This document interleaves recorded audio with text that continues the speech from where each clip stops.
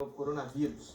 Hoje, mais de 2 meses depois, 160 entidades da sociedade civil divulgaram uma nota técnica que aponta as principais dificuldades para implementar essa renda básica emergencial e também apresenta propostas de solução. Eu vou conversar ao vivo com a diretora da Rede Brasileira de Renda Básica, Paola Carvalho, que também é assistente social. Paola, a Rede Brasileira de Renda Básica acompanha desde o início, a implementação desse auxílio emergencial. Eu queria que você falasse para a gente sobre as dificuldades, as principais delas, apontadas no documento divulgado hoje.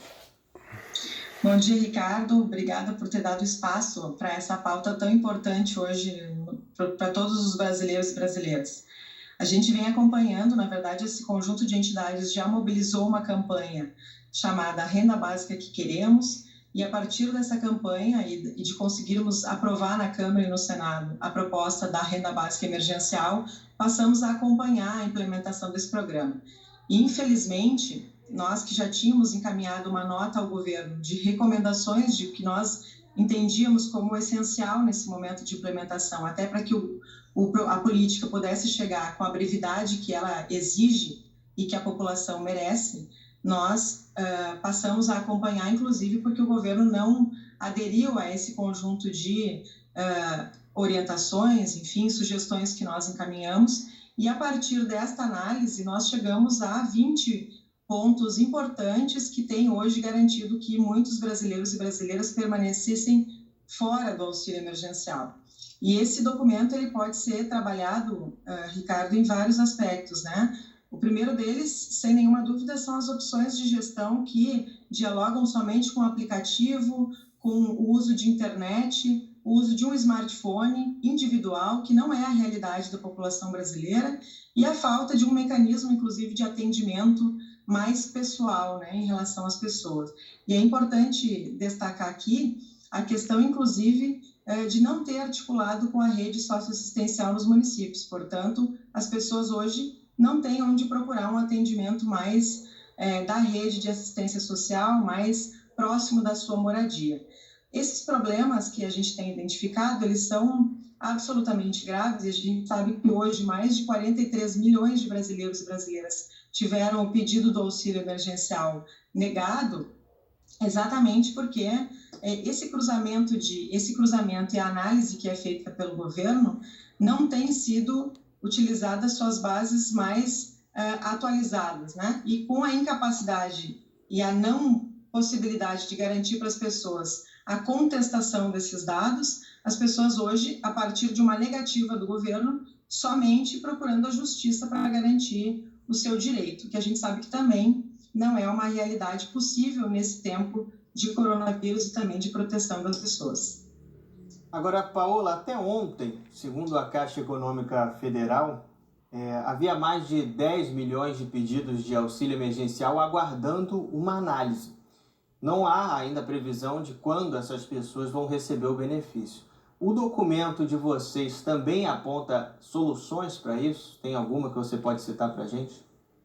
Ricardo, essa tua pergunta é essencial para nós, porque antes de ontem eram 11 milhões, Ontem passou para 10 milhões e 300, e ontem nós tivemos um marco importante. A Caixa anuncia que das 700 mil pessoas que foram avaliadas, se estão no critério ou não para o auxílio emergencial, apenas 200 mil foram aprovadas. Portanto, é um número expressivo, de novo, de pessoas que foram negadas no auxílio emergencial. Nós buscamos as soluções, estamos propondo aqui um diálogo com o governo, porque a gente sabe que tem um conjunto dessas medidas que nós anunciamos no relatório que são de fácil resolução, Entre elas, por exemplo, famílias do Bolsa Família que tiveram o benefício cortado ou alterado da primeira para a segunda parcela, não depende de uma outra base de dados, não depende de uma outra possibilidade, isso é só autorizar por parte do Ministério da Cidadania. Essas 10 milhões de pessoas não aguardam há 10, 15 dias, elas aguardam há 60 dias, que amanhã, inclusive, está fazendo o lançamento do aplicativo. Portanto, isso derruba uma questão que para nós é essencial, que é o fato dela ser emergencial, dela precisar garantir que as pessoas tenham direito de fazer sua quarentena e de permanecer os seus cuidados e das suas famílias. Nós temos sugerido, e nós inclusive procuramos, através deste relatório, a Defensoria Pública, que conseguiu fazer um acordo com o Ministério da Cidadania de que daqui para frente as análises não poderão passar de 20 dias e mais 3 dias para depósito pela Caixa Econômica Federal. Mas ainda temos esse conjunto de pessoas aguardando, e é importante dizer que dessas 10 milhões, pelo menos 5 milhões estão aguardando desde o dia 7 de abril, que foi o primeiro dia do uso do aplicativo. Agora, Paola, importante a gente lembrar que 160 entidades assinaram essa nota técnica que foi divulgada hoje. E o tema da renda básica universal, ele já vinha ganhando espaço em todo o mundo, isso antes mesmo da própria pandemia do coronavírus, né?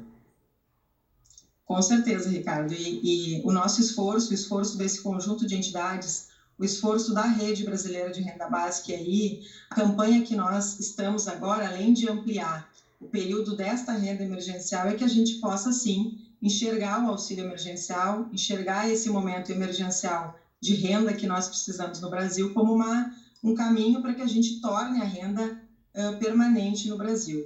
Nós conseguimos, infelizmente, né, a situação do coronavírus deflagrou uma realidade brasileira que muitas vezes as pessoas iam negando, mas nós temos muitas pessoas num trabalho informal, muitas pessoas com precariedade nesse trabalho, com flexibilidade nas suas relações de trabalho que não permitem uma sustentação da sua família. Portanto, a fome já é uma realidade e nós precisamos encarar isso como um programa permanente, inclusive que possa diminuir os níveis de desigualdade e devolver dignidade ao povo brasileiro. Paola Carvalho, diretora da Rede Brasileira de Renda Básica. Paola, muito obrigado pela sua participação aqui com a gente. Sempre importante a gente debater esses temas que são fundamentais, logicamente, para a imensa maioria de brasileiros que estão aguardando ainda um auxílio, que vivem em situação preocupante diante dessa pandemia e antes mesmo dela. Obrigado, bom dia para você.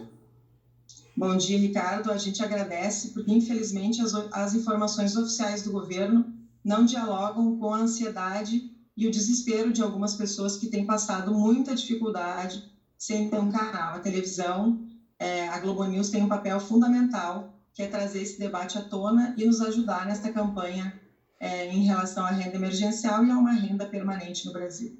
Sem dúvida nenhuma. Muito bom dia para você e obrigado. Bom dia.